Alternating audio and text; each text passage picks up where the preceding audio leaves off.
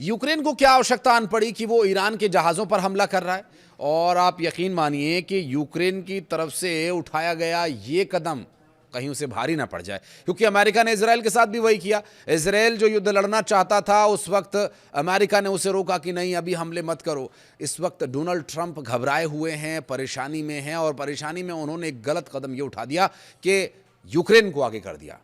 America को यह लग रहा है कि वो रूस और चाइना की मदद से ईरान पर कभी, चूंकि रूस और चाइना ईरान की मदद कर रहे हैं, इस वजह से वो कभी ईरान पर काबू पा नहीं सकेंगे।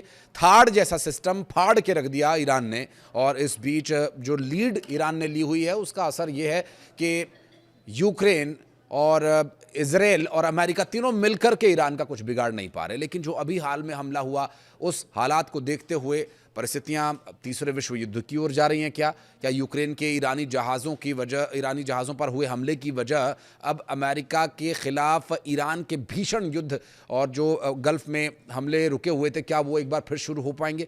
नमस्कार, मैं हूं आशीष त्रिपाठी आपके साथ, और बात करेंगे विस्तार पूर्वक इस विषय पर कि आखिर इस वक्त जो स्थिति बनी हुई है, क्योंकि विदेश मंत्री जो रूस के हैं, सर्गेई लावरोव, उन्होंने कीव में बैठे मुफ्तखोर शब्द का इस्तेमाल किया।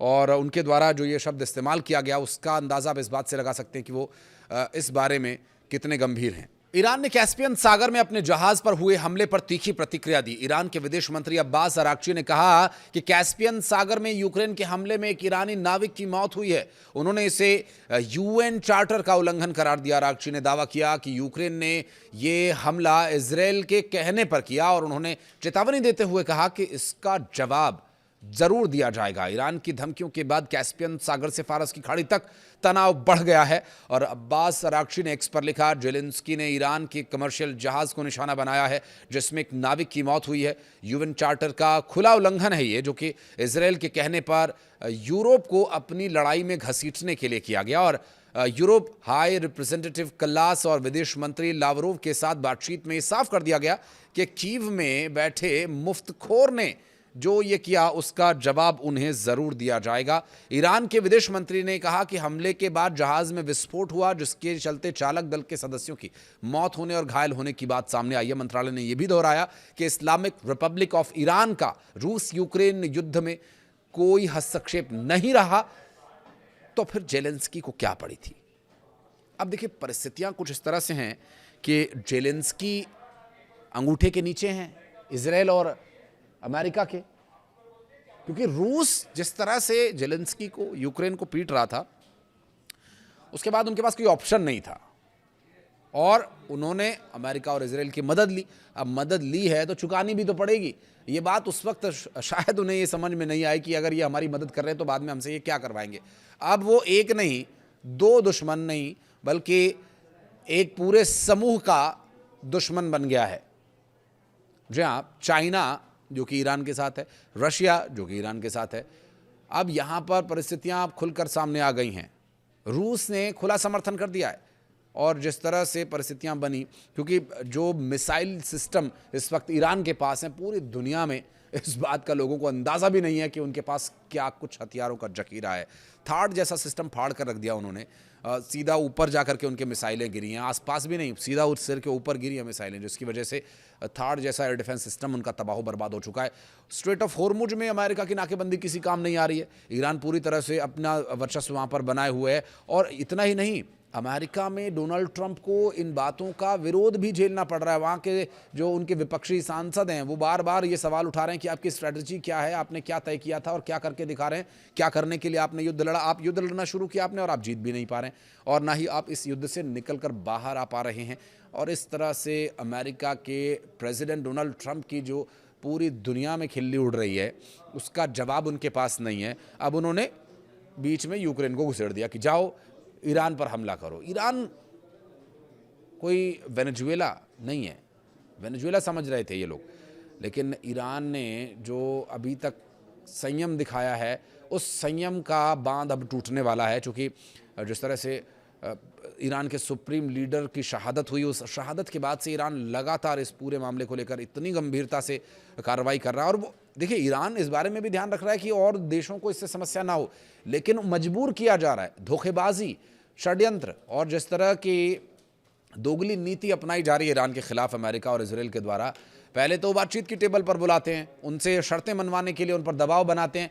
किसी भी वजह से अगर शांति स्थापित करने के बारे में ईरान सोचता भी है तो फिर उस पर फिर धोखेबाजी हो जाती है। जो बात तय हुई अमेरिका और इजराइल और ईरान के बीच, उस पर भी वो कायम नहीं रहते।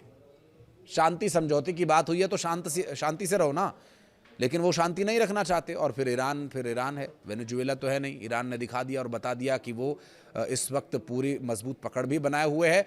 और जो यूक्रेन ने किया वो एक तरह से उसने छेड़ दिया है ईरान को, और ईरान अब भी पूरे संयम के साथ सिर्फ उसे ये चेता रहा है कि अब भी बहुत समय है आपके पास, आप अपना काम करो, आप रूस को देखो, रूस को झेलो, अगर रूस से आप लड़ पा रहे हो तो लड़ो। लेकिन इजराइल और अमेरिका के बहकावे में आकर के जो ये हरकत की गई है यूक्रेन के द्वारा, जेलेंस्की को इसका गंभीर परिणाम भुगतना पड़ेगा। क्योंकि यूक्रेन के राष्ट्रपति व्लादिमीर जेलेंस्की जो कह रहे हैं, यूक्रेन ने कैस्पियन सागर में लंबी दूरी की सैन्य कार्रवाई की और यूक्रेन की खुफिया एजेंसी ने टेलीग्राम पर दावा किया कि ड्रोन हमले उनके मालवाहक जहाज़ों पर किए गए जो अंतर्राष्ट्रीय प्रतिबंधों के दायरे में थे और जिनका इस्तेमाल ईरान और रूस के बीच सैन्य सामान की ढुलाई के लिए किया जा रहा था। रूस का नाम लेकर के बचने की कोशिश कर रहा है जेलेंस्की का प्रतिनिधिमंडल। क्या तय कर रहा है, क्या देख रहा है, ये तो किसी को अभी तक उन्होंने स्पष्ट नहीं किया। लेकिन जो सोशल मीडिया पर जो दुनिया के सामने वो आए हैं, उसमें वो उनकी बिल्कुल भी बात कहीं भी आधार पर टिक नहीं रही है। अमेरिकी राष्ट्रपति डोनाल्ड ट्रंप का खार्ग पर नज़र गड़ाए रखना, वो क्योंकि देख ये तरीका है, ये अक्सर हमने तरीका देखा है जो अपनाया जाता है डोनाल्ड ट्रंप के द्वारा, कि जब वो देखते हैं कि एक तरफ लोगों का ध्यान जा रहा है, उनकी थू थू हो रही है, तो फिर वो कुछ दूसरी बात छिड़ देते हैं। ईरान के साथ तनाव के बीच अमेरिका के हथियार खत्म नहीं हो रहे हैं, कहा उन्होंने कहा कि हमारे पास दुनिया में सबसे ज्यादा हथियार है। क्या कर रहे हैं उन हथियारों का आप?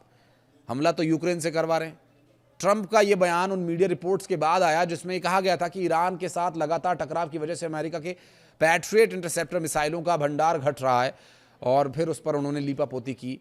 उनका इंटरसेप्टर थार्ड का क्या हुआ वो तो पूरी दुनिया जानती है। डोनाल्ड ट्रंप ने अपने सोशल मीडिया ट्रुथ पर एआई की तस्वीरें साझा की। एआई बहुत उनके काम आ रहा है, युद्ध में नहीं आ रहा है तो क्या हुआ, कम से कम दुनिया में दिखाने के लिए तो काम आ रहा है।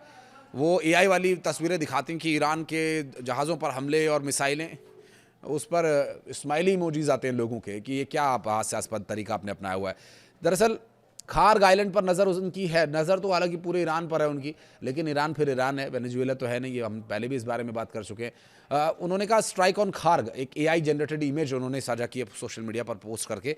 ईरानी तेल टैंकर पर अमेरिकी झंडा नज़र आ रहा है उसमें, कि ईरानी तेल टैंकर को उन्होंने कब्जा लिया, ऐसा दिखाते हैं। तो कीजिए, ठीक है, एआई से बना करके तस्वीरें खेलिए, अगर आपके दिल को तसल्ली मिलती है तो लीजिए, क्या समस्या है। लेकिन ईरान के साथ युद्ध में जो आपकी रणनीति है वो तो पूरी तरह से फेल हो गई है।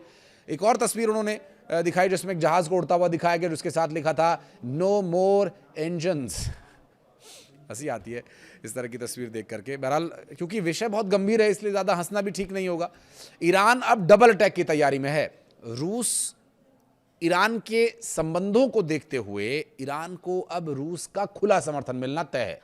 रूस और ईरान का दशकों पुराना मजबूत सैन्य संबंध रहा है, जो हाल के भू राजनीतिक परिस्थितियों में भी बहुत मजबूत हुआ है। और ईरान ने यूक्रेन के खिलाफ हमलों के लिए रूस को ड्रोन और मिसाइलें दी। बदले में रूस ने भी अमेरिका और इजराइल के खिलाफ हमलों में ईरान की मदद की, और दोनों देश अमेरिका के खिलाफ सैन्य और खुफिया सूचनाओं का आदान प्रदान समेत कई मोर्चों पर गहरी साझेदारी करते हैं। ईरान ने रूस के भारी मात्रा में हथियार और उपकरणों की खरीद भी की है, जिनमें लड़ाकू विमान भी शामिल हैं। और अब जो परिस्थितियां बनी हुई हैं, अगर आप उनको थोड़ा बारीकी से देखें तो जिस तरह ईरान के खिलाफ रणनीति अमेरिका ने बनाई थी वो धरातल पर काम नहीं आ रही है। इजराइल और ईरान के खिलाफ चल रहे युद्ध के बीच घुसा अमेरिका की नज़र थी स्ट्रेट ऑफ हॉर्मुज पर, उस पर भी वो कब्जा नहीं कर पा रहे। और बाबल मंदेब को लेकर के कोशिश उनकी हो रही थी, वो भी वहाँ फेल हो रहे हैं। वहाँ प्रॉक्सीज ने पूरी तरह से हमला किया और अब पूरी तरह से अमेरिका की स्ट्रेटजी को फेल कर दिया। इस वक्त जो स्थिति अमेरिका की है, ना उससे उलते बन रहा है ना निकलते बन रहा है। आखिर अमेरिका के प्रेसिडेंट करना क्या चाहते हैं, वहाँ के खुद के उनके सीनेटर्स उनसे सवाल पूछ रहे हैं कि आपकी स्ट्रेटजी क्या है और आपने सोचा क्या और कर क्या रहे हो आप। कुछ हासिल वसूल हुआ आपको सब तक इस युद्ध से, कि अमेरिका का नुकसान कराने के लिए ये युद्ध लड़ा जा रहा है। ईरान, देखिए ईरान का जो अब तक होल्ड है ना इस पूरे युद्ध पर, जो लीड ईरान ने ली हुई है, इससे बिल्कुल भी स्थिति उनकी बाहर काबू से जाती हुई नज़र नहीं आ रही। क्योंकि जो शहादत हुई खamenei साहब की, उनका जो विजन था वो आने वाले 50 सालों को लेकर के था। उन्हें पता था कि अमेरिका मानेगा नहीं। अमेरिका ने पहले भी बहुत कुछ किया हुआ है, और जिस तरह इराक में और अलग अलग देशों में, वेनेजुएला में जो कुछ हुआ, ये सब कुछ खामेनी साहब को बहुत पहले से अंदाज़ा था। इसलिए उन्होंने बहुत ही धीरे धीरे और पूरी दुनिया की नज़रों से बचकर मिसाइलों का जो जखीरा और उसकी जो बारूदी सुरंगें तैयार की हुई हैं, मिसाइलों की सुरंगें, बीच बीच में वो फुटेज थोड़ा सा जारी करते हैं दिखाने के लिए कि देखो ये हमारा ट्रेलर है, पिक्चर अभी आना बाकी है। तो ईरान के पास वो मजबूती, वो युद्ध लड़ने की, अभी तो 5 ही महीने हुए ना, आगे आने वाले 20, 30, 50 साल तक युद्ध लड़ने के लिए ईरान पूरी तरह से सक्षम है। एक तो स्ट्रेट ऑफ हॉर्मुज जैसा एक बहुत ही महत्वपूर्ण रास्ता उनके हाथ में है, जिससे उनको कभी पैसों की कमी नहीं होगी, और फिर मिसाइलों का भंडार, वो तो रूस को सप्लाई करना है, तो उनके पास क्या भला कोई कमी हो सकती है। आप इसी बात से अंदाज़ा लगा लीजिए कि जो स्थिति इस वक्त ईरान की है वो बहुत मजबूत है। ठीक है, अमेरिका के पास हाई टेक्नोलॉजी हो सकती है, लेकिन युद्ध लड़ने के लिए जो कलेजा चाहिए, जो ताकत चाहिए, जो धमाके ईरान कर रहा है, वो अब तक अमेरिका के बूते में आया नहीं है। ईरान अपने लोगों की सुरक्षा के लिए थोड़ा सोच समझकर ही हमले कर रहा है, लेकिन हमले करना भी ज़रूरी है, सामने वाले को डराना और ये बताना भी ज़रूरी है कि उनके पास जो ताकत है अभी वो उसका इस्तेमाल नहीं कर रहे हैं, लेकिन अगर इस्तेमाल कर लिया तो बहुत भयंकर नुकसान होगा। सिर्फ इसी वजह से वो किसी तरह से लोगों की सुरक्षा को ध्यान में रखते हुए थोड़ा सा अपने आप को होल्ड कर रहे हैं। लेकिन अब होल्ड नहीं, अब क्लीन बोल्ड करने का समय आ गया है। जो हरकत यूक्रेन ने की, उस बात से ईरान बिल्कुल भी खुश नहीं है, और इस बात, ईरान का ऑफिशियल बयान आता उससे पहले ही लावरोव साहब ने बोल डाला कि कीव में बैठे हुए लोग, और जो शब्द उन्होंने इस्तेमाल किए हमने आपको बताई, क्योंकि इस वक्त रूस पूरी तरह से खार खाए हुए है यूक्रेन की इस हरकत से, और ईरान को सिर्फ उन्हें सपोर्ट करना है। ईरान का साथ देना तो बहुत आगे की बात हो जाएगी। ईरान का साथ देने के बारे में तो बहुत आगे की चर्चा हो जाएगी, जब अमेरिका खुद सामने आकर के खड़ा हो जाएगा और जेलेंस्की जैसे लोग दुम दबाकर पीछे को भागेंगे। इसलिए उन्होंने पहले ही चेता दिया है कि रूस के साथ जो युद्ध कर रहे हो आप इधर ही निपटो, ईरान की तरफ मत झपटो। अब देखना ये होगा कि आगे ईरान का ऑफिशियल स्टेटमेंट इस पर और क्या कुछ आता है, और अब एक्शन क्या कुछ होगा, ये देखने के लिए अगले 24 घंटों का इंतजार करना होगा। इस वीडियो को यहाँ तक देखने के लिए बहुत धन्यवाद। कुछ कहना चाहें तो बताइएगा कमेंट सेक्शन में।